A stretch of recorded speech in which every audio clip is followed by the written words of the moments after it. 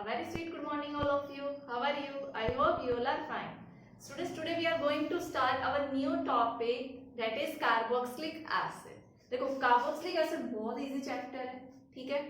Basically ज्यादातर reactions वही है, हम ऑलरेडी कर चुके हैं, ठीक है। देखो कार्बोक्सिलिक ग्रुप के बारे में जाने तो कार्बोक्सिलिक ग्रुप किससे बना है भाई? ये आपका क्या है? कार्बोनिल है, C डबल बॉन्ड O। ये क्या है? आपका कार्बोनिल ग्रुप है। अगर कार्बोनिल ग्रुप में आप क्या ऐड कर दो? हाइड्रोक्सिल। ये कौन सा ग्रुप है आपका? हाइड्रोक्सिल। Hydroxyl group. तो आपको क्या मिल जाता है भाई? ये इसके साथ बॉन्ड बनाएगा, C डबल बॉन्ड OH। इसको हम क्या बोलते हैं? Carboxylic, carboxyl group. Basically carboxyl, ठीक है। वो बाद में कार्बोक्सिलिक एसिड क्यों लगाते हैं? क्योंकि H प्लस रिलीज कर देता है। तो बेसिकली देखो यहां से कार्बोनिल का कार्बो और हाइड्रोक्साइल का ऑक्साइल ग्रुप आया और आपका क्या बन गया? कार्बोक्स मींस कार्बोक्सल, शॉर्ट में इसको क्या लिखेंगे? कार्बोक्सिलिक एसिड, कार्बोक्सिलिक एसिड, ठीक है। तो अब देखो, अगर हम इसके क्लासिफिकेशन की बात करें तो आपके पास क्या है? Aliphatic carboxylic acid. अब एलिफैटिक कार्बोक्सिलिक एसिड्स क्या होते हैं? मींस जिनमें क्या हो? कार्बन चेन हो, RC डबल बॉन्ड OH। ये क्या हो? आपका एल्काइल ग्रुप हो। यहाँ पे एल्काइल ग्रुप मतलब CH3 हो या C2H5 हो, means number of straight chain या ब्रांचिंग जो हो, एल्काइल ग्रुप हो, ठीक है। तो वो आपके क्या होंगे? Aliphatic carboxylic acid. एरोमेटिक में क्या हो जाएगा? R ग्रुप की जगह एरोमेटिक रिंग आ जाएगी AR। AR को AR क्या होता है शॉर्ट में? हम एरोमेटिक रिंग को AR लिख देते हैं, ठीक है। एरोमेटिक रिंग मींस ये बेंजीन, ठीक है। तो वो आपका क्या होगा? Aromatic carboxylic acid. अब देखो यहाँ पर एक चीज और नोट करनी है, अगर इस एल्काइल ग्रुप में आपकी नंबर ऑफ कार्बन एटम्स की चेन कितनी हो? अगर इसमें 12 to 16 कार्बन चेन हो, ठीक है, तो उनको या मतलब इससे ज्यादा, लोअर वाले नहीं, इससे ज्यादा वालों को हम क्या बोलते हैं? फैटी एसिड्स बोलते हैं।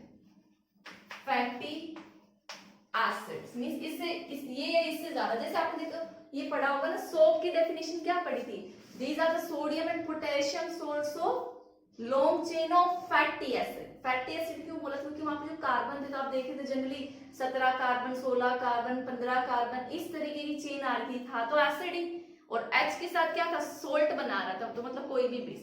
तो जब आपके कार्बन 12 से 16 या इस रेंज में हो, आसपास हो, तो उनको हम क्या बोलते हैं? फैटी एसिड्स बोलते हैं। ये आपको पता होना चाहिए, ठीक है। तो आप ये जल्दी से नोट डाउन करो। स्टूडेंट्स, अगर कार्बोक्सिलिक एसिड्स के देखो डेरिवेटिव्स की बात करते हैं, इसके जो डेरिवेटिव है कौन कौन से हैं? Acyl chloride means acyl halide, कोई भी आपका हैलाइड में फ्लोरीन, क्लोरीन, ब्रोमीन, आयोडीन आ सकता है। आपके शॉर्ट में देखो, मैं अगर यहाँ बताती हूँ पहले, आपका असाइल क्लोराइड क्या होता है? एसिड हैलाइड जिसको बोलते हैं। ये क्या है? Derivative of carboxylic acid. Acid amide RCONH2, ये भी क्या आपका? Derivative of carboxylic acid. RCOOR जिसको आप एस्टर बोलते हो, ये भी क्या है? आपका कार्बोक्सिलिक एसिड का डेरिवेटिव। एसिड एनहाइड्राइड RCOOCOR, ये भी क्या है? एसिड का डेरिवेटिव। ये सारी चीजें हम स्टार्टिंग में जब क्लासिफिकेशन पढ़ रहे थे वहां पे मैंने कंप्लीट करवा दी थी, तो जस्ट अभी बस आपको नेम रिवाइज करा दिए, ठीक है। अब देखो, अगर इसके नोमेनक्लेचर की बात करें तो आपको पता है कार्बोक्सिलिक एसिड क्या होता है? COOH ग्रुप होता है, ठीक है। अगर आप जो मेन चेन सेलेक्ट कर रहे हो उसमें अगर ये कार्बन काउंट कर रहे हो तो लास्ट में जो सफिक्स यूज होगा वो कौन सा यूज होगा? ओइक एसिड यूज होगा। अगर आपने वो कार्बन काउंट नहीं किया, देखो सपोज करो भाई ये था आपका, यहीं पे देखो ये एक कार्बन है, ठीक है, COOH। एक कार्बन के लिए क्या आता है? मिथ। तो आप क्या लिखोगे? मिथ। सारे मिथ एन, और क्या ये ओइक एसिड है, ओइक एसिड, तो क्या हो गया मीथेनोइक एसिड। ठीक है, अब देखो अगर यहाँ पे ये होता COH होता, ठीक है, वैसे तो इसका शॉर्ट में कॉमन नेम बेंजोइक एसिड है, बट देखो अगर मैं इसका नेम करना चाहूँ तो देखो मेन ये हो गया, ये से साथ अटैच्ड है, तो मैं इसको क्या लिखती हूँ, मैं इसको ये भी लिख सकती हूँ बेंजीन कार्बोक्सिलिक एसिड। देखो ये साइक्लिक या एरोमेटिक रिंग है, अगर मैं इस कार्बन को काउंट नहीं करती तो लास्ट में क्या लगाऊंगी, कार्बोक्सिलिक एसिड। ठीक है, ये हम कई जगह यूज करेंगे, तो मैंने ज्यादातर आपको यही रूल फॉलो दिखेगा जो हम फॉलो कर रहे हैं, बहुत कम दिखेगा, बट मैंने दोनों आपको बता दिए। अब देखो कुछ एसिड्स की कॉमन नेम बहुत फेमस है, आपको कॉमन नेम पता होना चाहिए, जैसे कि इसका आईयूपैक नेम तो बहुत सिंपल है, आप सबको बहुत अच्छे से आता होगा, जैसे HCOOH, इसको हम क्या बोलते हैं, फॉर्मिक एसिड, फॉर्मिक एसिड, और आईयूपैक नेम क्या है, मीथेनोइक एसिड, जो मैंने अभी बताया। अब अगर मैं इसमें दो कार्बन देखूं तो दो के लिए क्या आएगा, एक एनओइक एसिड, इफ दो कार्बन के लिए unsaturated compound, oic acid इस फंक्शनल ग्रुप के लिए। लेकिन इसका एक कॉमन नेम है जिसको हम क्या बोलते हैं, एसिटिक एसिड। ठीक है, अगर मैं एक और कार्बन ले आऊं तो इसको हम क्या बोलते हैं, इसको हम बोलते हैं प्रोपियोनोइक एसिड,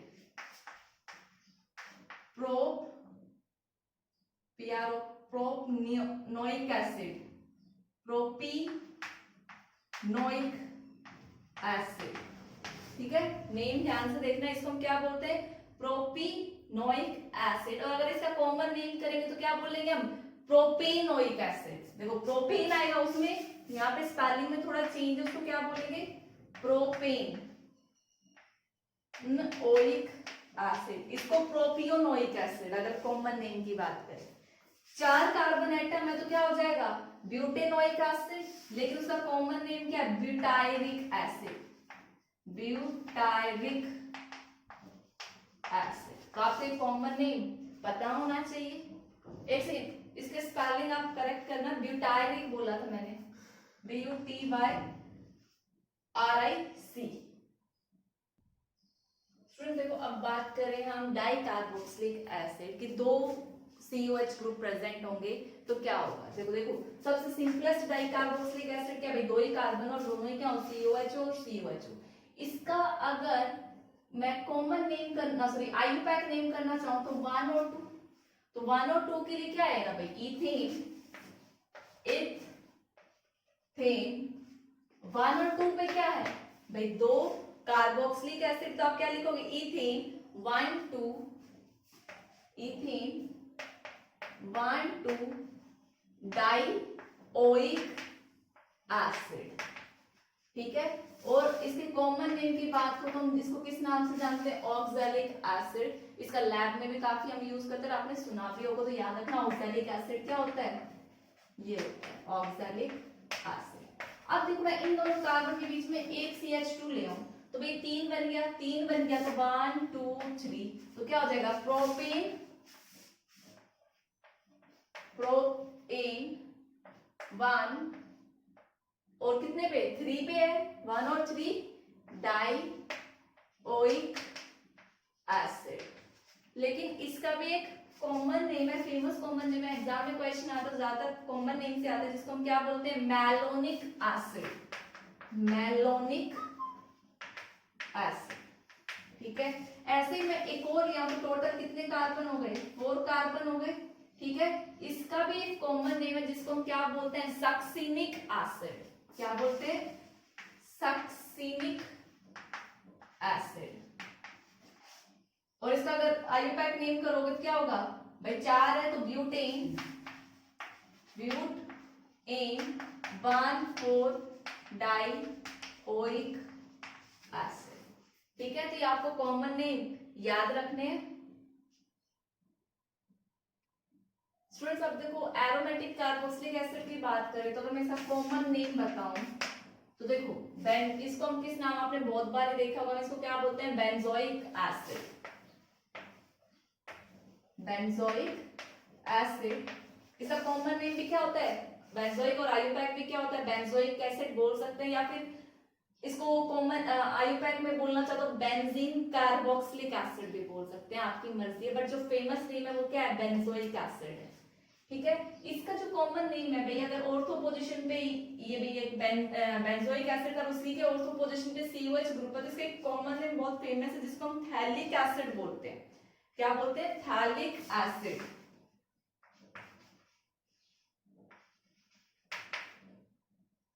थैलिक एसिड, इसमें पी साइलेंट होता है, ठीक है, बोला थैलिक एसिड जाता है, लिखा पिथैलिक एसिड जाता है। ठीक है, ऐसे ही अगर ये पैरा पोजीशन पे हो यहाँ पे, तो ये देखा जाए तो 1 और 2 पोजीशन पे, तो यहाँ 1 और 4 पोजीशन पे आपके COH ग्रुप है, तो जब 4 पे आ जाए तो उसको हम क्या बोलते हैं टरथलिक एसिड। टरथलिक एसिड। ठीक है, तो टरथलिक एसिड आपका क्या होगा ये होगा। ठीक है, अगर इसकी बात करूं तो अगर देखो फिनोल है और फिर आपका COH ये वाला कंपाउंड हमने पढ़ा था, इसको हम क्या बोलेंगे, ये हमने किस में देखा था एल्डिहाइड कीटोन और कार्बोक्सिलिक एसिड में देखा था, इसको हमने बोला था salicylic acid. Salicylic acid means अगर आप इसको नेम करना चाहो तो आप नेमिंग में क्या बोलोगे भाई, प्रेफरेंस इसके बीच में किसको देते हैं, इसको तो नंबरिंग कहां से होगी यहाँ से, ये तो 1 और 2, तो क्या हो जाएगा 2 हाइड्रोक्सी बेंजोइक एसिड। ठीक है, तो ये कुछ एरोमेटिक कंपाउंड्स के जो जनरली कॉमन नेम के थ्रू पूछे जाते हैं वो मैंने आपको नोट डाउन करा दिए। अब हम देखते हैं इसके स्ट्रक्चर के बारे में। स्टूडेंट अब स्ट्रक्चर की बात करें तो स्ट्रक्चर भी आप बहुत अच्छे से जानते हैं, इसका स्ट्रक्चर कैसा होता है प्लेनर स्ट्रक्चर है इसका। कैसा स्ट्रक्चर है प्लेनर स्ट्रक्चर है। ये आपका कार्बोक्सिलिक एसिड है C डबल बॉन्ड OH। ठीक है, यहाँ पे देखो भाई अगर ऑक्सीजन ज्यादा इलेक्ट्रोनेगेटिव है, देखो ये इसके भी लोन पेयर है, 2 लोन पेयर इसके पास भी 2। अगर ये मोर इलेक्ट्रोनेगेटिव है तो ये क्या करेगा, ये इलेक्ट्रॉन्स को अपनी तरफ खींचेगा। ठीक है भाई, इसने ये इलेक्ट्रॉन अपनी तरफ खींचे तो देखो इसके ऊपर कैसा चार्ज आया नेगेटिव चार्ज आया, और इसके ऊपर स्लाइटली क्या आएगा पॉजिटिव चार्ज, लेकिन इसके साथ फिर क्या है ऑक्सीजन है और इसके पास क्या है लोन पेयर। ये इस कार्बन में जैसे ही डेफिशिएंसी होगी, ये बॉन्ड जब इधर जाएगा तो इसमें क्या होगी डेफिशिएंसी होगी, तो ये ऑक्सीजन क्या कर देगा इसको अपने इलेक्ट्रॉन पेयर डोनेट कर देगा। बात समझ में आई? तो देखो रेजोनेटिंग स्ट्रक्चर क्या बनेगा इसका RC। भाई इसने क्या कर लिया अपना, ये जो 2 इलेक्ट्रॉन थे इसमें अपनी तरफ ले लिए, तो टोटल कितने हो गए 6 इलेक्ट्रॉन हो गए। इन दोनों में से एक तो इसके खुद का था, इसने क्या किया कार्बन का एक लिया, इस पे कितना चार्ज आया -1 चार्ज आया, इसने दोनों इलेक्ट्रॉन अपने यहाँ डाले। ठीक है, ऑक्सीजन और इस पे क्या आया भाई एक पॉजिटिव चार्ज। तो ये क्या है इसका, देखो इसकी जो रेजोनेटिंग स्ट्रक्चर है, क्या इस कार्बोनिल कार्बन पे पॉजिटिव चार्ज आया, क्या डेफिशिएंसी हुई भाई कमी हुई थी, वो किसने पूरी कर दी इस ऑक्सीजन ने। तो ये जो है अगर आप कंपेयर करो किससे कार्बोनिल ग्रुप से, इसको कंपेयर करो कार्बोनिल ग्रुप से। कार्बोनिल ग्रुप क्या है भाई यही था, ये अगर अपना इलेक्ट्रॉन पेयर डोनेट सॉरी ले लेता है तो क्या बनता है आपका C, यहाँ पे नेगेटिव चार्ज और इस कार्बन पे क्या आता है पॉजिटिव। देखा जाए तो कार्बोक्सिलिक एसिड में भी क्या है कार्बोनिल कार्बन है, लेकिन यहाँ पे डेफिशिएंसी आई थी, ये कार्बोनिल जो कार्बन होगा ये कौन सा सेंटर होगा इलेक्ट्रोफिलिक, भाई इलेक्ट्रॉन लविंग सेंटर होगा, इसको इलेक्ट्रॉन चाहिए क्योंकि पॉजिटिव चार्ज है, तो ये कैसा सेंटर है इलेक्ट्रोफिलिक सेंटर है, इलेक्ट्रोफिलिक है। लेकिन क्या यहाँ पे इलेक्ट्रोफिलिसिटी ये जो इस कार्बन की है जरा चेक करो स्ट्रक्चर के थ्रू नहीं है, तो आप क्या बोलोगे जो कार्बोक्सिलिक कार्बन है, क्या बोलोगे कार्बोक्सिलिक कार्बन मींस ये वाला, ये कौन सा कार्बन है कार्बोक्सिलिक कार्बन है, is less electrophilic, is less electrophilic than carbonyl carbon, carbonyl carbon. Carbonyl carbon कौन सा है? ये वाला। आप देखोगे यहाँ पे पॉजिटिव चार्ज है, लेकिन इसके स्ट्रक्चर में पॉजिटिव चार्जेस नहीं है।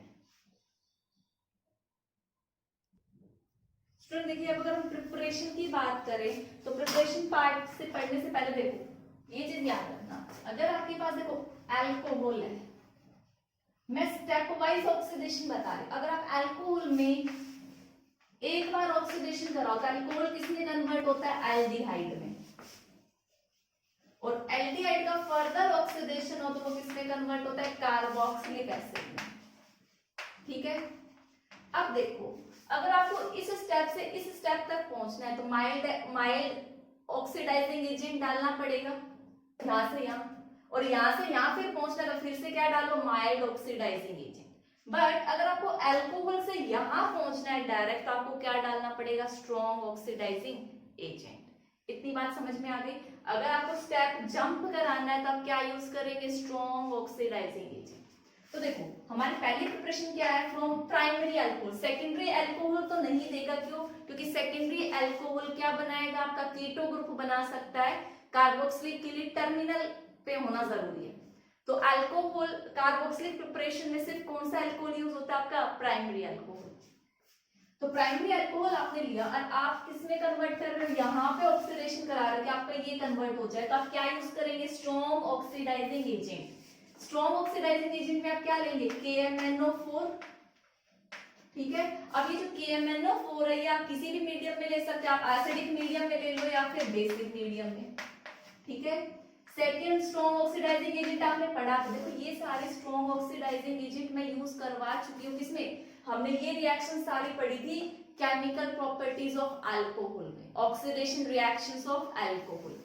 सेकेंड आप क्या ले सकते हो? K2Cr2O7 यूज कर सकते हो, कौन से मीडियम में? बेसिक मीडियम में।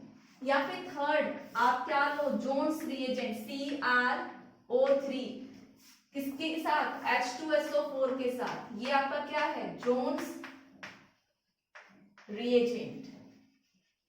ये तीनों ही किसमें कन्वर्ट करेंगे? अल्कोहल को आपके कार्बोक्सिलिक एसिड में कन्वर्ट करेंगे। ठीक है, अब देखो नेक्स्ट आपका क्या है? एल्डिहाइड से कार्बोक्सिलिक पहुंचना है, तो आप क्या यूज करेंगे? Mild oxidising agent. और माइल्ड जब मैं आपको एल्डिहाइड पढ़ा रही थी, ठीक इससे पहले वाला चैप्टर मींस इससे पहले वाली टॉपिक, उसमें क्या था? स्ट्रॉन्ग ऑक्सीडाइजिंग एजेंट कौन कौन से थे? KMnO4, K2Cr2O7, HNO3। आप यहाँ HNO3 भी ले सकते हैं, ये सारे स्ट्रॉन्ग थे। और माइल्ड ऑक्सीडाइजिंग एजेंट में हमने दो पढ़े थे, Tollens reagent and falling solution. और एल्डिहाइड की प्रॉपर्टी पढ़ी थी कि एल्डिहाइड रिड्यूस करता है टॉलेंस को और फैलिंग सॉल्यूशन को, और कीटोन रिड्यूस नहीं करते। तो जब ऑक्सीडाइज वो रिड्यूस होते हैं, इनको क्या करते हैं? ऑक्सीडाइज। तो अगर आप यहाँ क्या ले लो? टॉलेंस ले लो या फिर फैलिंग सॉल्यूशन, टॉलेंस रिएजेंट और फैलिंग सॉल्यूशन, तो किसमें कन्वर्ट कर देगा? उसके कार्बोक्सिलेट आयन में कन्वर्ट कर देगा। और इन दोनों की डिटेल अगर आप अभी रिवाइज कर लो तो बेटर है। जस्ट मैंने टॉपिक कराया, अपने पेजेस बैक करो और देखो एल्डिहाइड की टॉलेंस और फैलिंग्स के साथ क्या टेस्ट है, क्योंकि एग्जाम में यहाँ से क्वेश्चन बहुत आते हैं। ये कौन सा कन्वर्ट कर दे? सिर्फ एल्डिहाइड देते हैं, ये रिएक्शंस कीटोन नहीं देते। तो ये हमारी दो प्रिपरेशन थी, आगे हम और डिस्कस करते, पहले आप ये कॉपी करो। स्टूडेंट देखो नेक्स्ट है हमारा ग्रिग्नार्ड रिएजेंट से आप कैसे बना सकते हो? ग्रिग्नार्ड रिएजेंट क्या होता है? RMgX, और इस पे कैसा चार्ज? डेल्टा नेगेटिव, इस पे कैसा? Delta positive. ग्रिग्नार्ड रिएजेंट से कैसे बना सकते हो? वो देखो भाई, आपने क्या लिया? RMgX लिया, ये डेल्टा पॉजिटिव, ये नेगेटिव। इसको रिएक्ट कराओ आप किसके साथ? CO2 के साथ। CO2 का मैंने स्ट्रक्चर बना दिया, लीनियर स्ट्रक्चर होता है। और इसकी जितनी भी रिएक्शन होती है किसकी प्रेजेंस में होती है? ड्राई ईथर की प्रेजेंस में होती है, RMgX की, याद रखना। अब देखो तो ये ज्यादा इलेक्ट्रोनेगेटिव, ये ऑक्सीजन क्या करेगा? अपनी तरफ इलेक्ट्रॉन खींच लेगा, तो इसके ऊपर कैसा चार्ज आएगा? Delta negative. इस पे कैसा आएगा? डेल्टा पॉजिटिव, या पॉजिटिव नेगेटिव बोल दो। तो ये जब यहाँ पॉजिटिव चार्ज आएगा तो ये नेगेटिव है, ये इसको क्या करेगा? इलेक्ट्रॉन पेयर डोनेट करेगा। ठीक है, तो आप बोल सकते हो जब ये इलेक्ट्रॉन इधर पुल करेगा तो ये वाला क्या करेगा? इसको इलेक्ट्रॉन डोनेट करेगा। तो देखो इस कार्बोनिल इस पे क्या है, ये डबल बॉन्ड हो तो ऐसे ही, इसने क्या किया CO, यहाँ पे क्या हो गया नेगेटिव, और मैंने इधर क्या दिखा दिया R। इतनी बात समझ में आई। और MgX क्या हुआ, इसके साथ आ गया। ठीक है, अब आप सिंपली क्या करा दो, हाइड्रोलिसिस करा दो, हाइड्रोलिसिस एडिशन ऑफ वाटर। तो यहाँ से क्या होगा, जब वाटर आएगा तो यहाँ से H और ये OH, ये बॉन्ड टूट जाएगा, इसके साथ H आ जाएगा, इसके साथ OH, तो क्या बन गया RCOOH प्लस में MgOH X। आई होप सभी को ये मैकेनिज्म पार्ट समझ में आया होगा। अब देखो इसके एग्जांपल्स देखते हैं। अगर मैं यहाँ पे क्या लूँ, CH3 लूँ, देखो मैं आपको एक चीज समझाने की कोशिश कर रही हूँ एग्जांपल के थ्रू। मैंने यहाँ पे CH3 MgBr लिया, सपोज करो X है, कुछ भी ले सकते हो। आपने किसके साथ रिएक्शन कराई, CO2 के साथ रिएक्शन कराई। ठीक है, रिएक्शन कैसे होगी भाई, ये इलेक्ट्रॉन इधर गया, ये नेगेटिव है, ये पॉजिटिव है, तो ये ऐसे।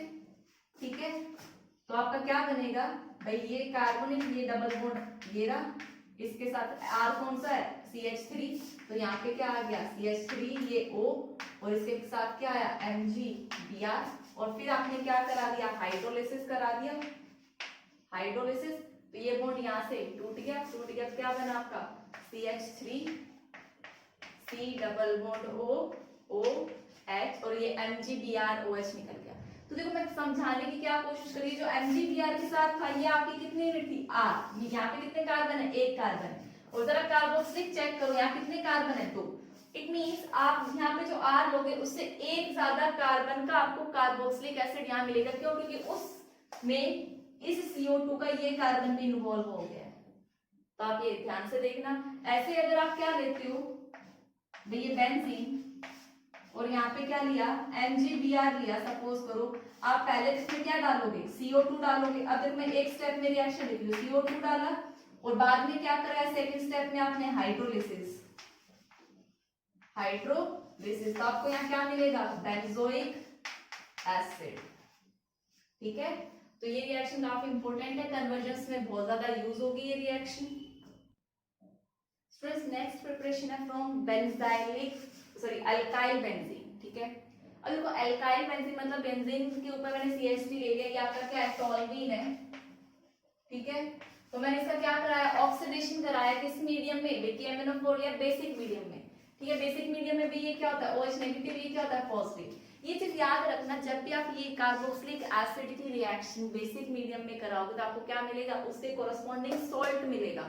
तो आपको यहाँ क्या मिलेगा, ये बेंजीन, और यहाँ क्या मिलेगा भाई, ये ऑक्सीडेशन, इसका ऑक्सीडेशन कराया इसने, CO ये नेगेटिव, और यहाँ क्या आया K पॉजिटिव, सॉल्ट मिलेगा, बेसिक मीडियम में रिएक्शन है। तो फिर आप क्या कराओगे, यहाँ पे एसिड बनाने के लिए इसका क्या कराओगे, हाइड्रोलिसिस, मतलब H2O डालोगे, या फिर HCO पॉजिटिव लिख दो, हाइड्रोलिसिस ही होता है इसका मतलब।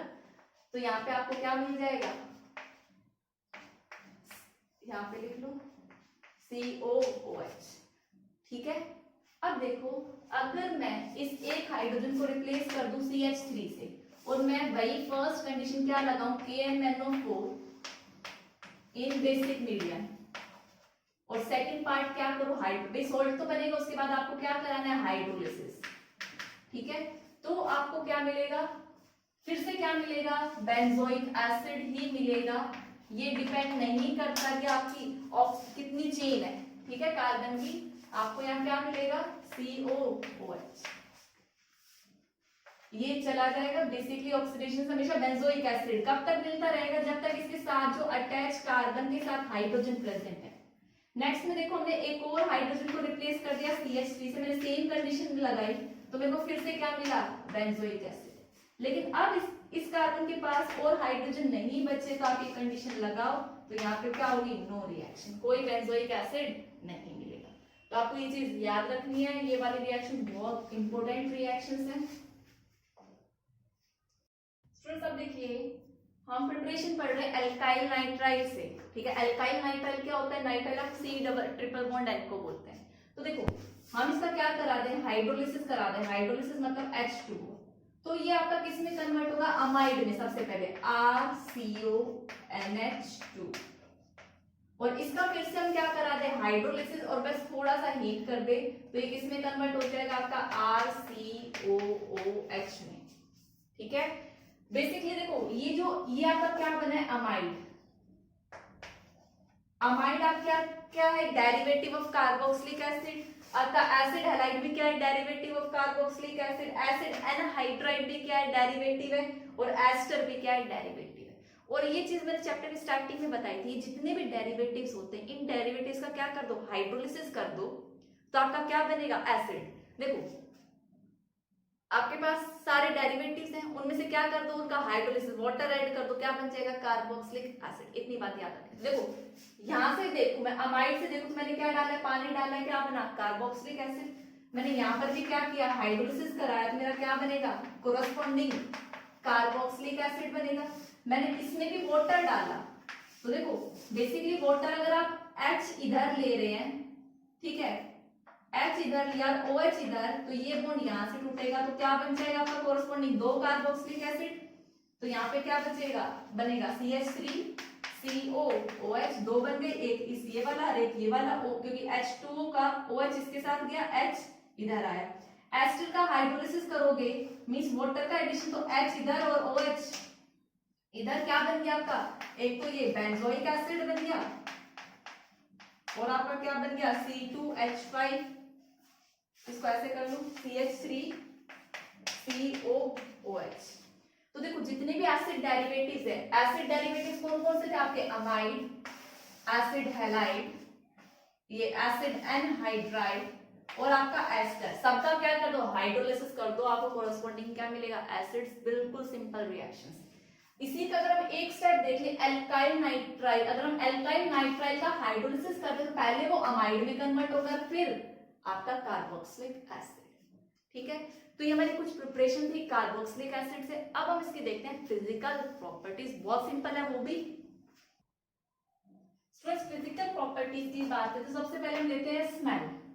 अगर मैं 1 से 3 कार्बन चेन तक के एसिड की बात करूं, means methanoic acid, ethanoic acid और propanoic acid, up to 3 carbon, तो आपके वो क्या होंगे, कलरलेस होंगे, लेकिन उनके में क्या होगी, बहुत तीखी स्मेल होगी, पंजेंट स्मेल होगी। ठीक है, अगर मैं मूव करूं कार्बन नंबर 4 से कार्बन नंबर 9 तक के एसिड्स में, तो क्या होते हैं, कलरलेस होते हैं लेकिन ऑयली लिक्विड होते हैं। ठीक है, और कैसी स्मेल होती है, पंजेंट स्मेल। और अगर मैं बात करूं ग्रेटर देन कार्बन 10 से, तो उनमें क्या होती है, सॉरी, अगर ग्रेटर देन कार्बन 10 की बात करूं तो आपके क्या होंगे, वैक्सी कलरलेस। ये रैंसिड बटर वाला किसका है, ये देखो पहले जो मैंने रैंसिड बटर स्मेल लिखा है, ये किसका है, आपका कार्बन नंबर 4 का है। ठीक है, जिस कार्बन नंबर 4 के एसिड को हम क्या बोलते हैं, ब्यूटायरिक एसिड। बताया था मैंने जब नेमिंग पार्ट करा रही थी, ब्यूटायरिक एसिड। इसकी कैसी स्मेल होती है, रैंसिड बटर जैसी स्मेल होती है। ठीक है, अब अगर मैं यहीं पे बात करूं, कार्बन आपके ग्रेटर है 10 से, तो 10 नंबर से ज्यादा वाले कार्बन की क्या होते हैं, वो वैक्सी कलरलेस सॉलिड होते हैं, वैक्सी कलरलेस सॉलिड। ठीक है, और उनमें जो स्मेल होती है वो क्या होती है, डिस्टिंक्ट स्मेल होती है। अगर मैं एरोमेटिक एसिड्स की बात करूं, लाइक बेंजोइक एसिड, ये सारे क्या है, कलरलेस सॉलिड होते हैं विद नो डिस्टिंक्ट स्मेल, कोई स्मेल नहीं होती। ठीक है, तो ये तो थी उसकी स्मेल के बारे में और स्टेट के बारे में। नेक्स्ट पॉइंट अगर मैं बात करूं बॉइलिंग पॉइंट का, तो इनका जो कॉरस्पॉन्डिंग हाइड्रोकार्बन हो या फिर आपका एल्डिहाइड हो, कीटोन हो या अल्कोहल, उनसे क्या होता है, ज्यादा होता है। क्यों होता है वो देखो, क्यों, क्योंकि जो आपका जो ये एसिड है, एसिड क्या है, R C double bond O H, एक एसिड ये रहा, देखो दूसरा एसिड ये देखो, C R O H और डबल बॉन्ड O। ठीक है, जनरली जो एसिड है ये किस फॉर्म में प्रेजेंट होता है, ये डाइमर फॉर्म में प्रेजेंट होता है, डाइमर। और ये कौन सी स्टेट बनाई मैंने, वेपर फेज के अंदर भी, जहां पे मॉलिक्यूल्स दूर दूर होने चाहिए वेपर स्टेट में, वहां पर ये कार्बोक्सिलिक एसिड कौन सी फॉर्म में, डाइमर फॉर्म में, मींस 2 यूनिट्स इसकी आपस में अटैच होंगी, किसके थ्रू, देखो हाइड्रोजन बॉन्डिंग। ये कौन सी बॉन्डिंग, हाइड्रोजन बॉन्डिंग। ये कौन सी बॉन्डिंग, हाइड्रोजन बॉन्डिंग। अब दो मॉलिक्यूल्स के बीच में हाइड्रोजन बॉन्डिंग है, तो बताओ बॉइलिंग पॉइंट ज्यादा होगा या कम होगा, ज्यादा होगा। मींस बॉइलिंग पॉइंट ज्यादा होने के दो रीजन है। पहला, एक तो इसका डाइमर स्ट्रक्चर, ये वेपर फेज में भी किसमें एग्जिस्ट करता है, डाइमर में, और दूसरा इनके बीच में क्या है, हाइड्रोजन बॉन्डिंग है, ठीक है। नेक्स्ट प्रॉपर्टी की बात करूं मैं, सोल्यूबिलिटी। तो ये वाटर में क्या होते हैं, सॉल्युबल होते हैं। क्यों होते हैं वो देखो, सोल्यूबिलिटी, सोल्यूबिलिटी क्यों, क्योंकि ये क्या फॉर्म करते हैं, हाइड्रोजन बॉन्ड बनाते हैं किसके साथ, वाटर मॉलिक्यूल के साथ। भाई आपका क्या होगा, सपोज करो ये वाटर मॉलिक्यूल है, ठीक है, यहाँ पे ये एसिड आया R, C double bond OH, इसके साथ क्या हो गई, हाइड्रोजन बॉन्डिंग। ऐसे इधर पे कोई और कार्बोक्सिलिक एसिड आया, उसके साथ क्या हो गई, हाइड्रोजन बॉन्डिंग। यहाँ ऑक्सीजन है तो यहाँ पे कार्बोक्सिलिक एसिड का क्या आ जाएगा भाई, OH वाला पार्ट आ जाएगा, ये डबल बॉन्ड हो, यहाँ पे क्या हो गई, हाइड्रोजन बॉन्डिंग। ऐसे ही एक और आ सकता है, ठीक है। तो इनके बीच में क्या प्रेजेंट होती है, आपकी हाइड्रोजन बॉन्डिंग प्रेजेंट होती है, इसीलिए ये क्या होते हैं, वाटर में सॉल्युबल होते हैं। लेकिन जो सॉल्युबिलिटी है वो लोअर कार्बन तक की है। As the number of carbon increase, number of carbon increase होंगे तो आपकी सॉल्युबिलिटी क्या होगी, डिक्रीज होगी। ये चीज भी आप याद रखना, ठीक है। तो स्टूडेंट्स ये हमारी थी सारी physical properties of carboxylic acid. कल हम देखेंगे कार्बोक्सिलिक एसिड की chemical properties. That's all for today's lecture. Thank you and have a nice day.